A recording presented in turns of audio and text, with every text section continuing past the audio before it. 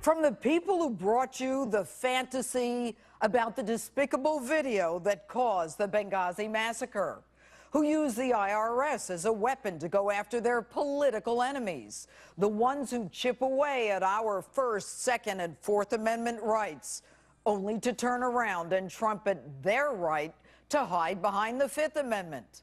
The latest to come out of the Obama administration? Just a little slap at Syria. Really, Mr. President? Now you want the American people, after all they've been through, to take you at your word and blindly follow you into yet another Middle East conflict? Hello and welcome to Justice. I'm Judge Jeanine Pirro. Thanks for being with us tonight. This week, the Obama administration seeks congressional approval to strike Syria. The narrative? We go in for just a couple of days, do a quick military slap, no intention of regime change, and then call it a day. We'll show them. But right now, Russian and American destroyers and an untold number of submarines are lining up off the Syrian coast. Iranian fast boats are already in the Persian Gulf, where other American warships are positioned.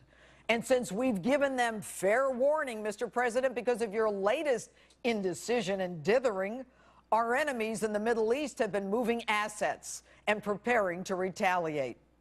It's teed up.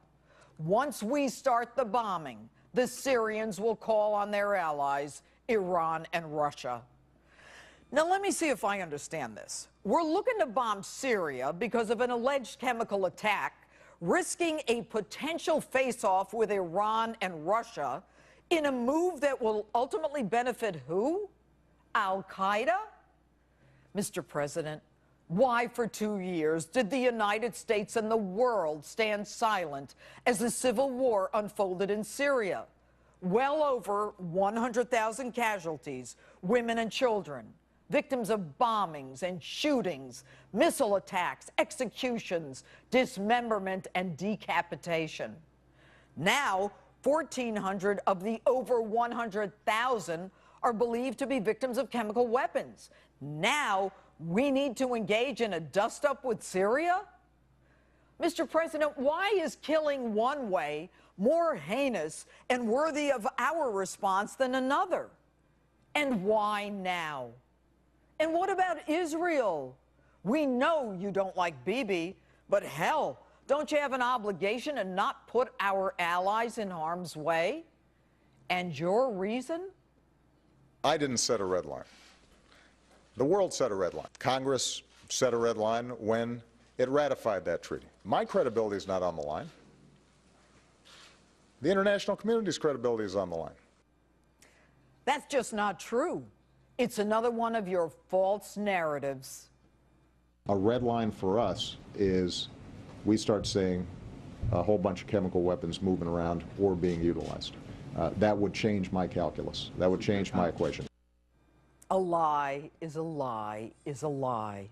You said it, the world heard it, and the world heard you say it. Syria heard you say it, and they gave you no mind, and they did it anyway. And by the way, if you didn't draw a red line, why are we going in? No one respects us. No one fears us. You've done this to us. Why draw red lines when everyone knows that your red lines are nothing more than green lights over and over again? But I got to give you one. You're right. Your credibility is not on the line. With all due respect, Mr. President, you have no credibility. To be credible, one must be clear and constant. Your actions must be swift and certain. You lost credibility when you left Americans on that rooftop in Benghazi, but fired up Air Force One to go to your Las Vegas fundraiser. That was a clear signal to the world that it's open season on Americans, even including an ambassador. And by the way, whatever happened to, we're going to bring them to justice? It's been a year. Where's the justice? And now you want to hide behind Congress so you can blame them for your inaction, or you say maybe you'll go in anyway. What's that all about? It's amateur hour in Washington. American lives weigh in the balance. We are a war-weary nation. Even you admit that. We are tired of spilling the blood of young American men and women in a part of the world that despises us. And to add insult to injury, you don't even take care of the vets when they come home. Many of them with fewer body parts and certainly more demons than when they left. And if you're so dead set against the killing of children that you are willing to send us into yet another conflict, will you guarantee that the 1,000-pound Tomahawk missiles that you will heap on Syria won't kill children? Or are they simply your collateral damage? Will the murders of those children be less significant than those we go to avenge? Tell us, what is the American strategic interest? What is the end game? Did you think this one out? Or is politics so much a part of your calculus that it's all about you? A shot across the bow to hold Assad accountable? Degrade his capacity to carry out future attacks? Deter this behavior in the future? Do you really believe, after this man killed over 100,000 people, that he's afraid of you? And since you don't intend to take Assad out and expect him to weather this, you make the United States look even weaker. Little Syria survives an attack by the most militarily powerful country in the world. Well, at least we were until you showed up. And whose side are we on anyway? Take a look at this. These are the Syrian rebels whose side you want to take. They are killing young men, execution style. And if the use of chemical weapons is violating international standards, why isn't the international community standing shoulder to shoulder with you? The Brits, for the first time since 1782, have refused a request for military action by their prime minister. NATO has rejected your call. The European Union has rejected your call. The UN, of course, is still investigating. And the Italians? Well, they're too busy dancing with Berlusconi at one of his bunga-bunga parties. And your good friend Putin had to give you a little lecture on international law. Only the UN Security Council could sanction the use of force against a sovereign state.